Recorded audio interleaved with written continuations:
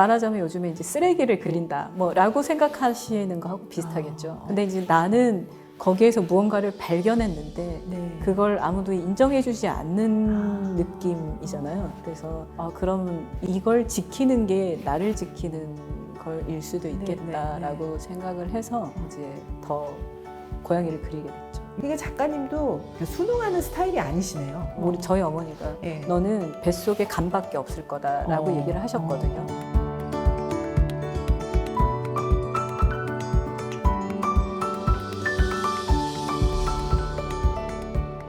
꿈나무 여러분 안녕하세요. 오늘은 정말 저에게 특별한 인연이 있는 작가님을 인터뷰하러 왔어요. 한 11년 전 2013년에 제 인생의 첫 컬렉팅한 작품의 작가님이십니다. 고양이 작가로 유명한 이경미 작가님의 스튜디오에 왔습니다. 작가님 안녕하세요. 안녕하세요, 아나운서님. 네.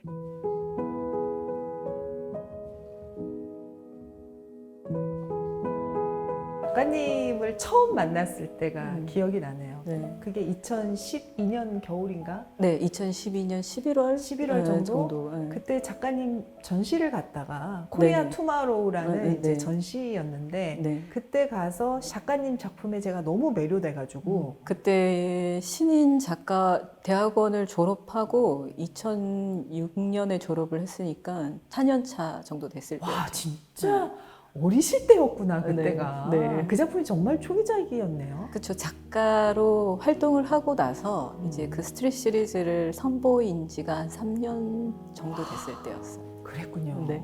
저는 그래서 그 예술품이 주는 감동을 이제 느끼면서 그 이후에 10년 이후에 제가 지금 이런 일을 벌이게 될지 그때는 네. 상상조차 못했던 네. 거예요. 저도 놀랐어요. 그렇죠. 작가님이 어떻게 보면은 저를 예술에 입문시킨 분이세요. 네, 너무 영광입니다. 오늘 작가님 이제 어릴 적부터 쭉 한번 얘기를 좀 들어보고 싶은데 네. 작가님은 언제부터 본인의 재능을 알았어요? 그 재능이 있다고 하는 이야기는 이제 그 시골 마을이니까 네. 제가 이제 마당에다 그림을 그리거나 종이에 그림을 그리면 어른들께서 네. 너 그림을 잘 그리는구나 라는 얘기를 아주 미취학 아동일 때부터 듣기는 했었어요. 아 진짜. 네. 근데 이제 그냥 뭐 그런 소리 그 듣는 정도였어요? 네. 그러니까 이런 게 네. 그냥 타고나는 건가 봐요. 뭐 어느 정도는 네. 이제 환경적이거나 유전적인 영향이 있기는 했을 것 같아요. 네. 어머니가 그림을 잘 그리시기도 하셨고, 어머니가 책을 좋아하셨었어요. 그러시구나. 네. 그럼 미대를 가겠다고 결심하게 된 동기는 고등학교 때죠. 네. 중학교 때나 이제 고등학교 때 처음에 이제 미술을 좀 하고 싶다라고 때를 많이 썼었는데 그 어머니께서 이제 나중에 취미로 해라 이러시다가 이제 제가 그림 그리는 거를 좀 유심히 보셨던 고등학교 미술 선생님께서 네. 불러서 한번 물어보셨어요. 이제 진지하게 해볼 생각이 없냐 아. 했더니 만약에 그럼 학원을 다닐 수 있으면 할 거니? 이렇게 물어보시길래 네. 그렇다고 했더니 이제 후배분을 소개시켜 주셔가지고 제가 그래서 이제 미술을 시작하게 됐습니다. 그렇군요. 그렇게 해서 미대 입시를 준비를 하고 그리고 홍익대 네. 한학과로 네, 입학을 했죠. 천재적인 재능을 발휘하셨나 봐. 홍익대 들어가기가 엄청 네. 힘들고. 네. 시골에서는 드문 일이 굉장히 드문 일이고 왜냐면 플래카드 붙고 그랬나요? 네, 그럴 때곤 들었습니다. 진짜? 왜냐면 그 시골이라서 네. 바로 서울에 와서 재수나 이런 걸 하지 않고 이제 바로 입학한 사례가 20년 통틀어서 없었다고 그러더라고요. 야, 그러셨네. 근데 판학과를 졸업하고 다시 회화과로 편입을 하셨더라고요. 네네네. 대학을 오래 다니셨더구만요. 네, 제가 11년인가 12년을 다녔더라고요. 그 대학원까지. 대학원까지. 네. 홍대 회화학과 대학원까지. 네. 왜 이렇게 오래 다니셨어요? 처음에는 그 판학과를 다니고 네. 그 이후에 꿈이 누구나 그렇듯 미대생들은 또 유학을 가는 거겠죠. 근데 이제 그 저희가 대학을 다녔을 때 IMF가 터지고 이제 좀 개인적으로도 뭐 아버지가 돌아가시고 가정사가 좀 많이 생겨서 이제 그 유학을 갈 수 없는 상황이 돼서 이제 일을 하다 보니 이제 공부를 계속 하고 싶은데 바로 앞에 학교가 있으니 다시 이제 다니게 됐죠. 네, 제가 졸업한 학교를 또 다시 전공을 바꿔서 또 다녔고 그게 좋으니까 네, 네네. 석사까지 가게 됐습니다. 아르바이트를 굉장히 많이 했다고 많이 했죠. 들었는데 네. 그게 학원 강사였어요? 초기에는 뭐 벽화 아르바이트도 하고 학원 강사도 하고 개인 지도도 하고 많이 했습니다. 고학생으로서 가정을 책임져야 될 때는 네. 이제 홍대 앞에 있는 입시미술학원 강사로 오래 있었죠. 아니 근데 그때 가명을 쓰셨다면서요? 네, 이미소라고 이제 저희 같이 그 학원을 다니셨던 선생님이 네. 웃는 모습이 좋다. 아. 그래서 이미소라고 이름을 가명을 지어주셨어요. 경미라는 이름은 너무 좀 그러하다. 왜 가명을 굳이 써야겠다 생각을 했어요? 그때는 이제 돈을 잘 벌어야 되니까 네. 내가 좀 학원 강사로 이름을 좀 떨쳐야 되는데 네. 알려야 되는데 왠지 제 본명으로 하면 나중에 작업을 하면 어려울 것 같다. 아, 화가 이경미의 이름은 남겨두고 싶고 네네. 요즘 흔히 유행하는 부캐로 네, 부캐로. 활약하신 거군요. 네네네. 근데 완전 일타 강사였다고 들었어요. 아, 네. 그렇게 평가를 해주시면 그럴 수도 있고요. 네. 근데 나름 이제 저는 저의 이 페이를 네. 올려받기 위한 나름의 어떤 그 전략이었어요. 그렇게 해야지만 제가 가족들도 부양하고 그리고 제 학비도 되고 할 수 있었기 때문에 그래서 나름 이제 좀 최선을 다해봤죠. 그쪽으로. 그 기간이 한 10여 년? 네, 한 13, 14년 정도. 그러셨구나. 네. 그림 작품 활동을 바로 시작한 게 아니라 네. 강사 활동을 하면서 강사 활동을 오래 가족의 생계를 다 책임지는 소녀가장의 네. 역할을 하시고 그때도 이제 작업을 하셨나요? 네, 소녀가장으로 있을 때는 학교를 이제 휴학을 했다, 학교를 다녔다를 좀 반복했던 시기였고, 네. 근데 이제 석사를 졸업할 무렵에는 학생 때 그렸던 그림이 바로 이제 전시에 초청이 되면서 저는 어떻게 보자면 무명의 기간이 얼마 되진 않았어요. 바로 큰 갤러리랑 일을 시작하게 됐었거든요. 그래서 운이 좋았었을 수 있다고. 아니 이렇게 생활력도 강하시고 근데 학원이 이제 잘 되면은 네. 뭔가 네. 이제 학원 강사로 취업이 아니라 내가 이 학원을 내야겠다 이 네. 길도 좀 선택할 만한 혹시 마음이 흔들리거나 이러진 않았어요? 아, 근데 제안을 사실 많이 받았었거든요. 오. 이제 뭐 동업을 하자거나 네네. 아니면 이제 더 좋은 페이를 줄 테니 스카웃을 하고 싶다던가. 근데 제가 그 여러 경험 때문에, 지난 경험들 때문에 하고 싶은 거를 하고 싶다는 생각이 좀 강했어요. 그래서 돈을 버는 게 목적이 아니라는 거는 그때부터 생각을 했었거든요. 그래서 이제 기왕 뭔가를 할 거라면 하고 싶은 일을 하고 싶다는 생각이 좀 강했었고, 그리고 부캐로 살았던 그때부터 저는 그림은 꼭 그리고 싶다는 생각을 했거든요. 학업을 오래 했던 것도 같은 이유였고. 사실 지금도 네. 대학 졸업할 때 네네네. 전업 작가의 길을 택하는 회화과 졸업생들이 그렇게 많지는 않다. 그 네네네. 엄청난 큰 용기다라는 네네네네. 얘기를 들었는데 네. 작가님이 이제 77년생이시니까 그때만 해도 더 심할 때였죠. 더 심했을 때였고 집안이 또 풍족도 했을 네네네. 때도 아니니까 네. 그 선택이 정말 쉬운 선택은 아니었을 것 같아요. 네네. 그래서 이제 가르치는 일은 계속 해야 될지도 모른다고 생각을 했었어요. 병행하면서. 네, 병행하면서. 근데 너무 작품이 잘 되셔가지고. 아, 저희가 운이 좋았었어요. 왜냐하면 그 2006년 이때쯤에 워낙에 이제 미술이나 여러 가지로 호황이었거든요. 그래서 IMF를 겪고 나서 이게 약간 그 급반등한 것처럼 그렇게 그런 됐더라고요. 시기에 이제 작품 활동 초기가 네네네. 되셨군요. 네.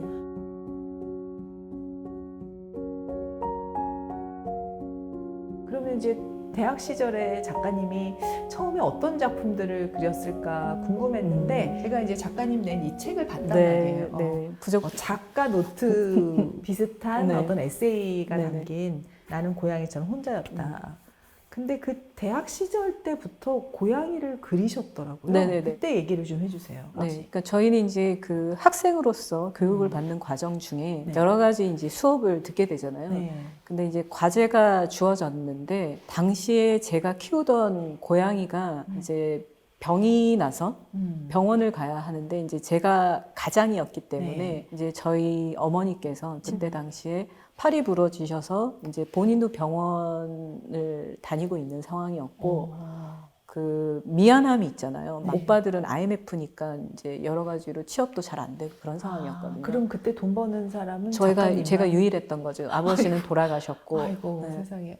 그러니까 이제 엄마가 이제 생각했을 때는 이 고양이 한 마리 때문에 더 큰 짐을 지는 게 고양이 병원비까지 부담하는 막내딸이 너무 안타까우니까 그렇죠. 이 병든 고양이를 갖다 버리자라고 얘기를 하셨는데 저는 많이 설득을 해봤는데 그 가치로는 어머니가 절대 설득이 안 되시는 거예요. 나는 딸이 더 소중하다. 그렇지. 라는 얘기를 어느 하셨는데 어머니들도 그러셨을 것 같아요. 네. 근데 그 당시에 저는 너무 이제 지친 상태였는데 네. 나나를 그렇게 포기할 수가 없었어요. 그래서 이제 엄마를 설득해야겠다. 이 엄마가 진짜 내가 없는 사이에 학교 간 사이에 버릴 것 같다라는 공포가 있으니까 과제로 주어진 그 과제를 모두 고양이를 그렸어요. 그리고 엄마한테 보여주고 내가 이 고양이를 과제로 그려야 돼. 내가 과제로 이걸 해야 한다고 하니까 그때서야 이제 포기를 하시고 고양이를 돌봐주시더라고요. 그래서 이제 고양이를 그리기 시작했죠.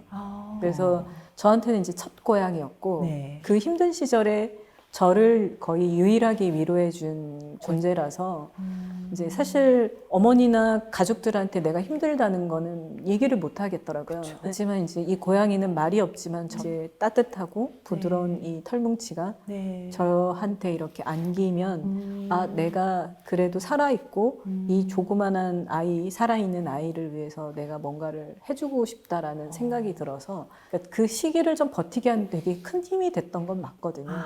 그래서 이제 아이러니하지만 저희가 이제 학교를 다니면서 오래된 역사와 철학, 미학, 그리고 미술사를 배우잖아요. 저는 그 많은 거대한 것들 앞에서 사소한 고양이라는 이제 이 어떻게 보자면 생물, 물질 앞에 제가 반응하는 걸 보고 제 가슴이 따뜻해지는 걸 보고 고양이를 그리는 게 의미가 있다라고 생각을 했는데 이제 교수님들이나 저희 부모님들이나 주변의 그 모든 사람들이 고양이는 왜 그려라는 얘기를 많이 하니까 그럼 더 크게 그려야지, 더 많이 그려야지 하고 이제 그렸던 그 그림들이 결국 저를 이제 미술계로 불러냈어요. 그 그림들이 이제 화랑에서 이제 연락이 와서 전시를 하게 되었으니까 그런 의미가 있는 고양이군요. 당시에 이제 교수님들이 반대하셨던 이유 중에 어떤 이유가 가장 컸던 것 같나요? 그러니까 미술이라는 게 이제 시대마다 다 다르잖아요. 근데 이제 그 교수님들의 생각으로는 이제 그때로는 모더니즘적인 어떤 추상화를 그리시는 교수님들이 많았기 때문에 좀 거대한 담론을 끌어오는 이 미학적인 담론을 끌어오는 그런 미술에 참전하기를 이제 원하시는 경우가 자기가 많았죠. 아끼는 이 그림 잘 그리는 제자가 그런 담론으로 가야 되는데 너 뭐야 이 사소한 고양이 거기다 사람들이 좋아하지도 않고 말하자면 요즘에 이제 쓰레기를 그린다 뭐라고 생각하시는 거하고 비슷하겠죠. 근데 이제 나는 거기에서 무언가를 발견했는데 그걸 아무도 인정해주지 않는 느낌이잖아요. 그래서 그러면 이걸 지키는 게 나를 지키는 걸일 수도 있겠다라고 생각을 해서 이제 더 고양이를 그리게 됐죠. 그러니까 작가님도 굉장히 어떤 면에서는 순응하는 스타일이 아니시네요. 네, 보기에는 순응할 것 같이 생겼다고 많이들 이제 그 생각을 하셨다가 말을 안 듣고 고집을 피우는 걸 보면 이제 다들 우리 저희 어머니가 너는 뱃속에 간밖에 없을 거다라고 얘기를 하셨거든요. 그러니까 그 정도로 이제 제 고집대로 그리고 하고 싶으면 그냥 그걸 적극적으로 쟁취하는 스타일이라서 그 어머니께서 많이 놀라셨죠, 키우면서. 그래서 이제 전업 작가의 길을 이제 가게 됐는데 그 뒤에는 어땠습니까? 또 해외로 가셨잖아요. 네, 그래서 전업 작가 생활을 시작한 지 얼마 안 돼서 이제 결혼에는 크게 관심은 없었는데 갑자기 이제 연애를 하게 돼서 결혼을 하면서 이제 미국으로 가게 됐어요. 이제 한국에서 이 연을 맺었던 갤러리와 꾸준하게 이제 전속 관계로 이제 작품 활동을 하게 됐죠. 그럼 미국에서 몇 년이나 계셨던 거예요? 미국에서 10년 정도. 꽤 길게 계셨네요. 10년이면 꽤 긴 세월인데 실리콘밸리에 있었습니다. 그러셨군요. 근데 10년이 있다가 한국으로 오게 된 거는 결국 이제 남편 직장이 실리콘밸리 쪽에 있었고 저희가 이제 미국에서 다시 네. 독일로 갔다가 독일로 간 것도 직장 때문이었죠. 근데 주로 어떻게 보면은 현대 미술에서 중요한 장소를 가셨네요. 네, 중요한 장소를 갔는데 뉴욕은 아니었고요. 그렇죠. 독일에서도 껴서 갔어요. 독일에서도 베를린은 아니었죠. 네. 그 미국에 있을 때 사실 뉴욕이 아니라 실리콘밸리니까 뭐 갤러리가 없었고 갤러리가 없습니다. 독일에서도 갤러리는 없는 갤러리는 멀리 그 있죠. IT 첨단 도시에 있었던 그래서 계속 전속 갤러리는 한국에서 이제 네네. 그 본부를 두고 계속 네. 활동을 하셨던 거고 네네. 그래서 해외 활동이 미국에서 10년이나 있으셔서 네. 뭐 이런 미주 활동이나 뭐 유럽 활동 하셨을 것 같은데 거기서 그렇게 활동은 안 하셨네요. 네, 그 제가 살았던 로컬이랑은 네. 일을 해볼 기회가 없었던 게 워낙에 그 카이스 갤러리가 활동이 많았었어서 아. 이제 저 그때 당시에는 제 작업량을 소화하느라 좀 바빴었던 것 같아요. 그러셨군요. 네. 그리고 작가님 작품이 워낙에 네, 시간도 오랜 많이 시간과 걸려요. 네. 수공이 많이 드는 작업을 하시니까 네. 그러시구나. 근데 중국 활동은 많이 하셨던데요? 네, 중국 활동은 이제 카이스 갤러리가 나름 네. 아시아 지역에서는 활동이 많은 갤러리였기 때문에 네. 홍콩에서도 이제 제가 전시를 하게 된 것도 홍콩 네. 카이스가 있었던 이유가 있었었고요. 지금도 중국, 대만, 홍콩 쪽으로 네네. 작업들이 가고 있고 그러고 보면은 그런 의미에서 갤러리의 역할이 참 크군요, 작가에게는. 그렇죠. 제가 그 삼중나선이라는 책을 예전에 읽은 적이 있었는데 삼중나선. 나선. 이게 이제 유전자, 환경, 그리고 음. 이제 개인의 의지라는 부분에서 네. 환경은 어떻게 보자면 저희가 일하는 갤러리는 저희에게 어. 환경을 제공해 주는 거니까 네네. 저를 이루는 요소 중에 되게 3분의 1은 차지하는 거죠. 그 미국에서 10년이면 꽤 긴 세월이네요. 네. 그때는 어떤 작품을 하셨어요? 그때는 이제 저의 작업은 사실 스트립뿐만 아니라 좀 다양했었어요. 네. 좀 다양한 그림을 그렸는데 네. 이제 그 갤러리는 이제 일정이 많다 보니까 이제 주로 저의 이제 스트릿 작업들을 위주로 많이 보여주는 형식이 됐죠. 그 작가님의 이제 그 초기에 작인 스트리트 시리즈가 많은 사랑을 받기도 하고 또 좋은 콜렉터 분들한테 많이 가서 이경희 작가님이 이제 초기부터 좀 알려지는 계기가 된 거죠. 그렇죠. 그때 했던 다른 작품들은 어떤 게 있었나요?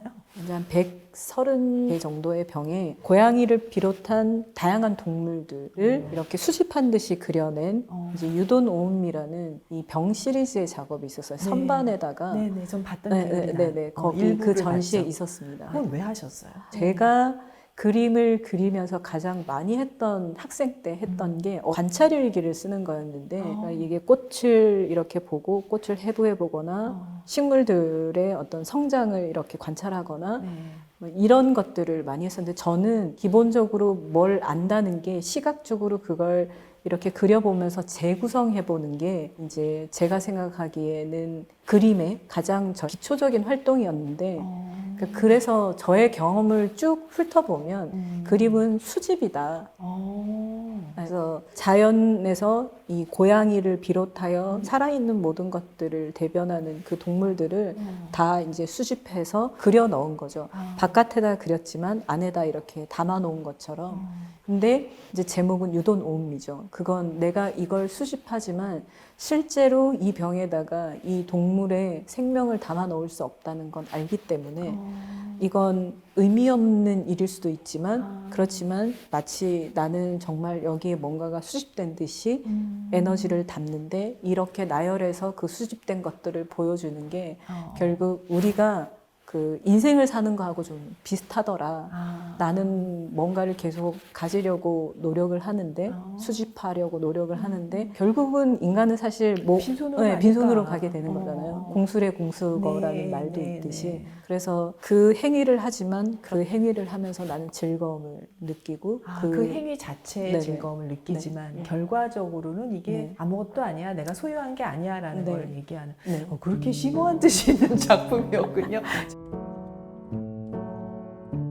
저는 이제 어려웠던 성장기를 보냈으니까 네. 이걸 누가 위로해 주는 것보다 내가 여기 이 세상에 왜 태어났는지 내가 왜 살아야 되는지를 누군가가 알려주면 좋겠는데 그런 도움을 받을 만한 어른들이 별로 없었어요. 예. 그러다 보니 이제 책에 많이 집착을 하게 됐는데 그래서 이제 종교적인 서적도 많이 보고 네. 철학적인 서적도 많이 봤는데 이제 불교적인 관점에 좀 영향을 많이 받았어요. 그 불교와 우주과학이 닮은 부분이 굉장히 많거든요. 그래요? 네. 사실 이제 양자과학에서 보면 그 관점이 예. 되게 불교적이라는 세계가 많이 들어서요. 왜냐하면 불교에서도 작은 미랄 하나에 우주가 담겨 있다라는 그쵸, 말들이 그쵸. 있고, 네네네. 예. 그래서 우주가 큰데 나라는 존재가 이렇게 작으니 이걸 상대 비교를 해보면 정말 하찮은 게 되는데 그냥 저라는 주체로만 생각해보면 너무 힘든 세계인데 근데 이걸 우주 스케일로 비교해 보자면 아무것도 아닌 건 거예요. 마치 우리가 큰 산의 정상에 올라가면 네네. 세상이 작게 작게 보이는 보여서 거. 네.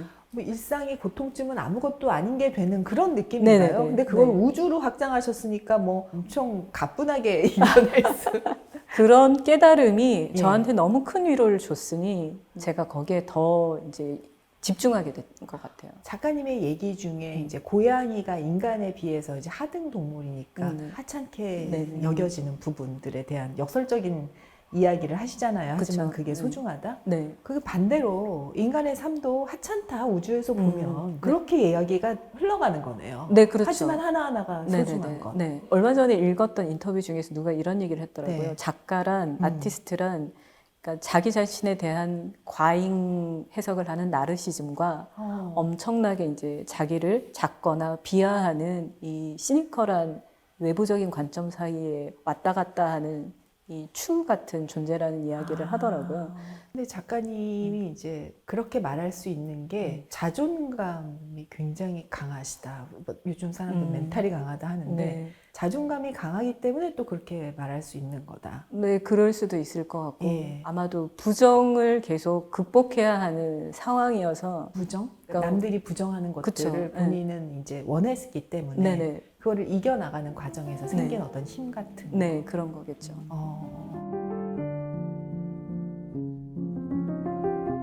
작가님 인생의 3대 전시를 꼽는다면은 3대 전시를 꼽는다면 카이스에서의 개인전, 2011년의 개인전과 2019년에 이제 세 줄에서의 개인전, 네. 작년에 있었던 이제 데이지에서의 개인전. 네. 좀 설명을 좀 해주세요. 이제 카이스에서의 개인전은 네. 어떻게 보자면 이제 제가 작가가 되기까지의 어떤 종합적인 관심사들을 네. 한꺼번에 다 보여줬던 그리고 2년을 준비했었던 전시였기 때문에 2년을 준비해서 네네. 개인전을. 네네. 그 작품이 몇 개나 잘 기억은 잘 안 기억이 나요. 안 나지만 그 두 개 층을 다 합한 공간이 그래도 100평이 넘었을 거예요.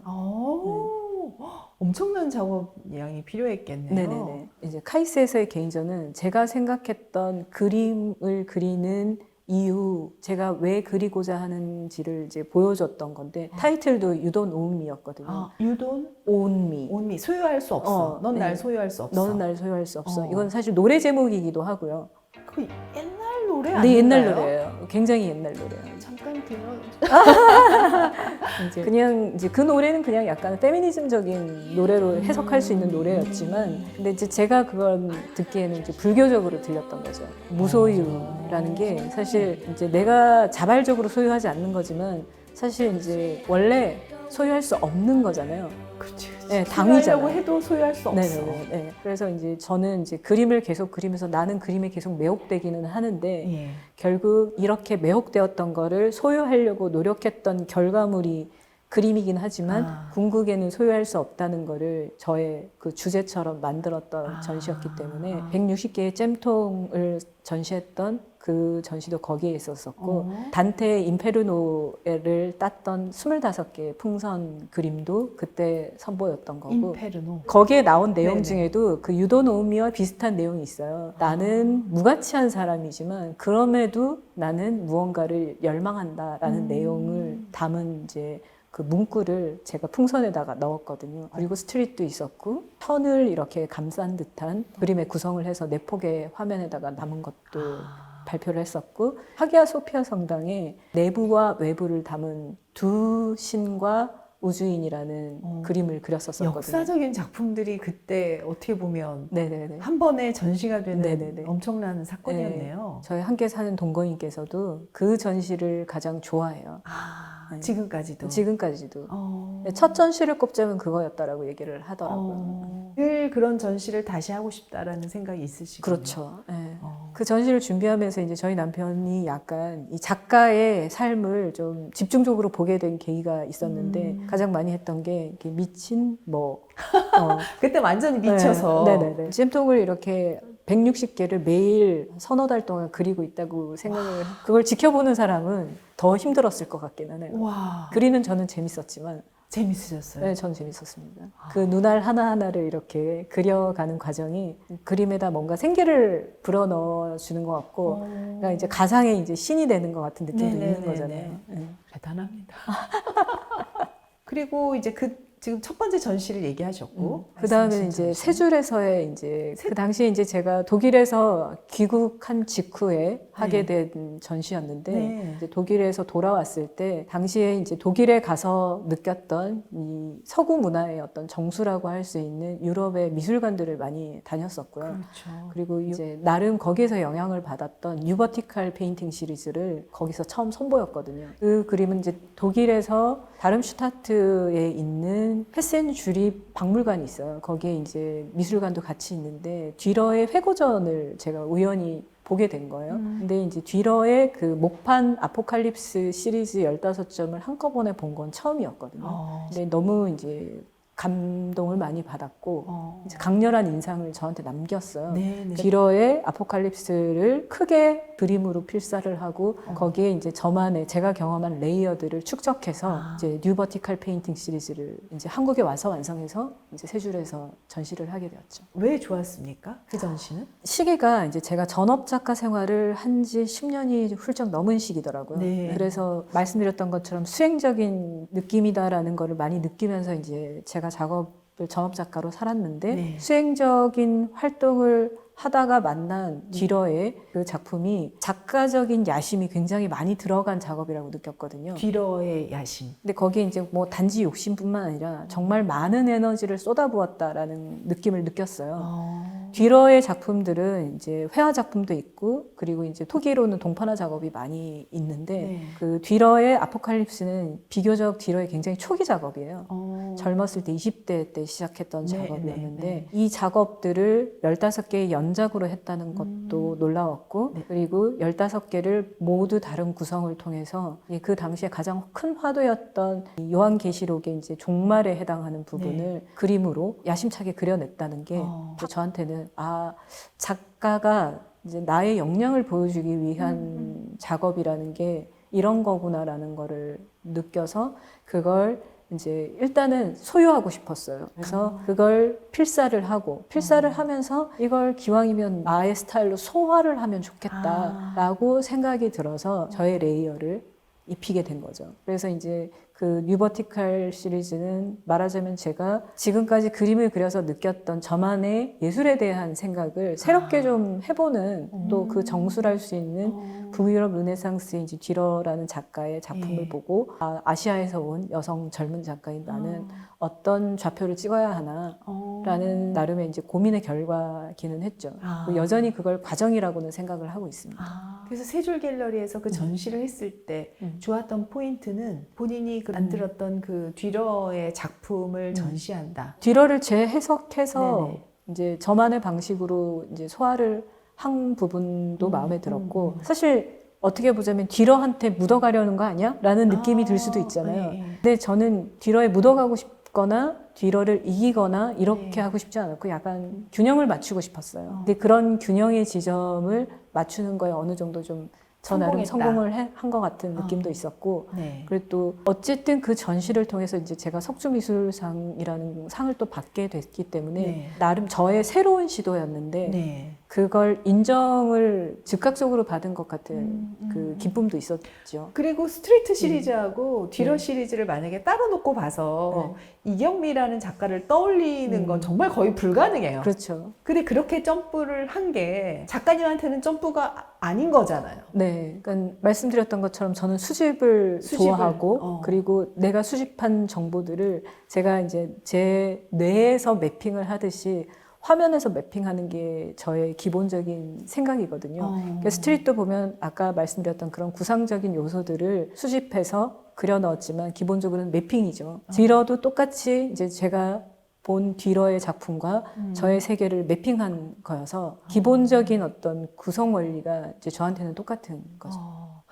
그렇군요. 그리고 이제 작가님이 이제 그 작품을 통해서 어떻게 보면은 좀 미술사에 도전적인 거를 낸 거 아닐까요?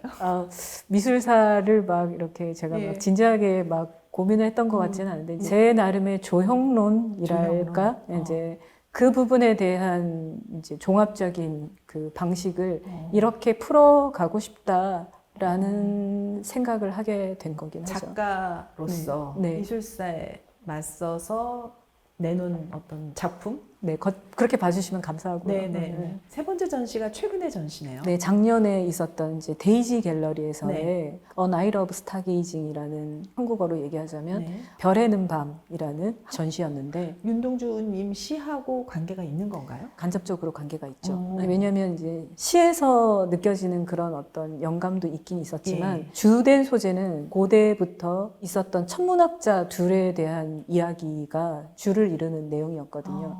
그래서 이제 그 위넨 디지털 도서관에 이제 문헌들을 디지털 자료들을 살피다가 이제 1500년대에 지어진 책들을 보고 이제 지리학과 별의 우주에 관심이 있으니 그때 당시에 사람들이 생각했던 우주가 너무 궁금한 거예요. 희한한 게 궁금하시네요.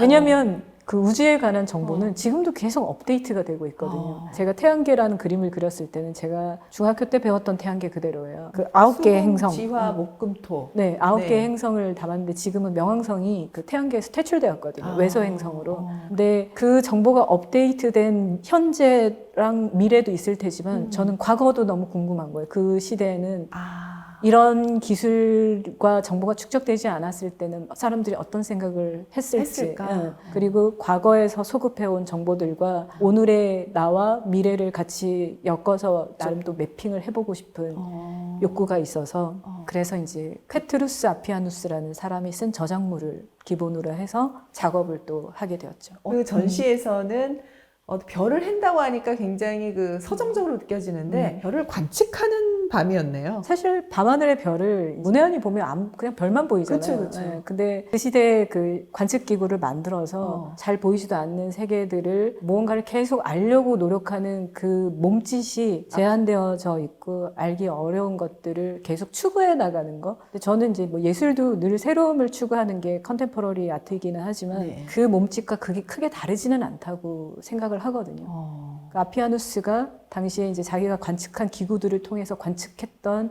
이 천문학적인 어떤 사실들을 이제 1500년 전에 프톨레마이오스가 얘기했던 이 천동설과 지구 구형설을 바탕으로 해서 그걸 계속 증명해내고 거기에 희열을 느끼면서 이제 책 표지에다가 자기하고 프톨레마이오스를 같이 배치를 해요.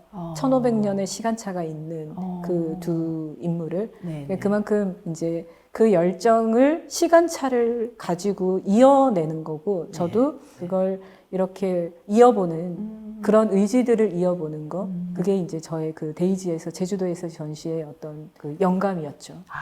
그러니까 정말 작가님의 작품의 공통점이라면은 작가님의 행위, 수집이라는 행위가 공통점이고 네. 관심사는 역사적인 부분으로 가거나 아니면 천문학적인 부분으로 네네네. 가거나 뭐 이런 식으로 지금 네네. 가고 있는데 다음 관심사는 어디로 갈까? 그게 궁금하네요. 어떤 걸 수집하고 싶을까? 요즘은 사실 그 이제 제가 거의 50살이 되어 가잖아요. 네.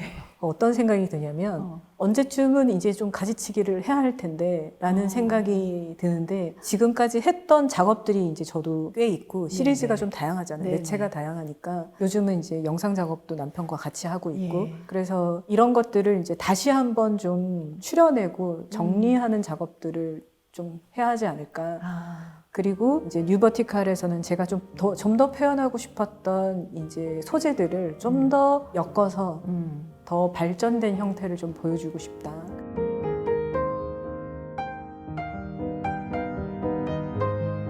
화가란 직업은 어떤 직업인 것 같아요, 작가님?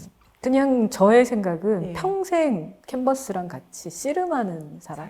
예술은 뭡니까? 철진한 얘기지만 앙드레 말로가 했던 얘기 중에 네. 무한한 세계에 태어난 유한한 존재인 인간이 예. 우리의 유한성을 극복하려고 하는 몸짓이 예술이라고 정의를 한 적이 있거든요. 인생은 짧고 예술은 길다 뭐 이런 거. 네, 맞습니다. 똑같습니다. 그 말을 한 사람이에요. 저도 저에게 주어진 이제 환경과 세계를 이해하고 나름 이제 저 나름 억울한 느낌 있잖아요. 네네. 내가 왜 이렇게 태어났지라는 억울함이 있잖아요. 그런 거를 이제 한풀이 하듯이 내가 네. 이해를 하는 거지만 결국에는 이제 제의적인 관점에서 한풀이를 하는 거잖아요. 나는 이 세계를 어떤 식으로든지 이해하고 싶다.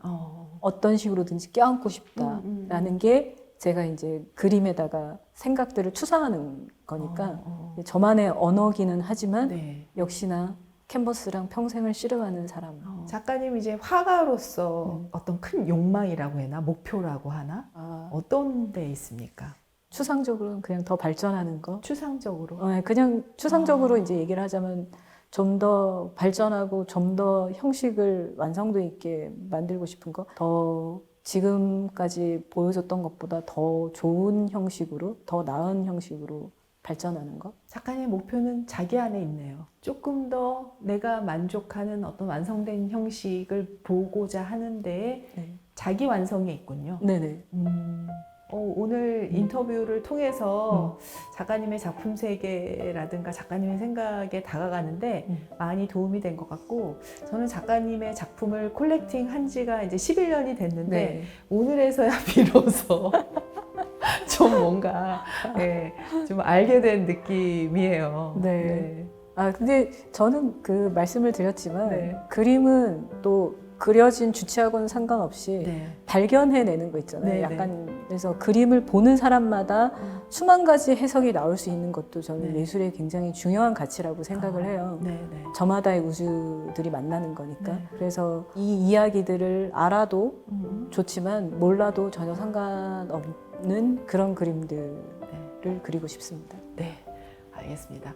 저는 이제 앞으로 작가님은 어떤 외부적인 목표보다 내 안의 목표가 크신 분이니까 작가님한테 드리고 싶은 덕담은 앞으로 최고의 전시 1, 2, 3위가 조속한 시간 내에 바뀌기를 네. 응원 드리겠습니다. 네, 감사합니다. 네, 작가님 고맙습니다. 네, 감사합니다. 네.